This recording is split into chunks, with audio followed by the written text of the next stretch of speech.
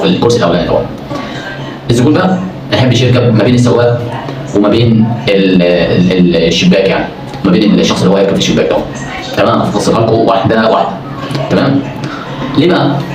يا اما متكبر شويه، ما يحبش بقى يتزنق بقى في النص وبتاع ومش عارف ايه، يحب يقعد على راحته وعلى مزاجه، وما يحبش واحد بقى يقول له ايه انا نازل قريب، طب هنزلك، طب ينزل ويركبه هو.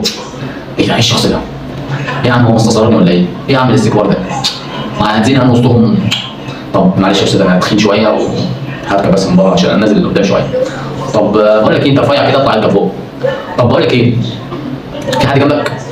لا محجوز. محجوز مين؟ مفيش حد. يا عم مفيش حد جاي. لا انا واخد الاثنين اللي قدام. حط النضاره بقى، تليفون، سماعات، ماليش دعوه بقى ايه الناس تركب ما تركبش بتاع، عايش بقى مملكه لوحده بقى. وتلاقي مفيش في جيبه اصلا غير الاجره اللي هو هيركبها ديت وهينزل، سواء الاجره دي بعيده قريبه بفلوس كتيره فلوس قليله، المهم ان هو مزاج بقى يركب بقى ويدفع بقى اجره ولا حياه المندوني بقى ايه فلوس كتيره، ارمي شغل على نفسك دلع نفسك الكلام ده كله مفيش.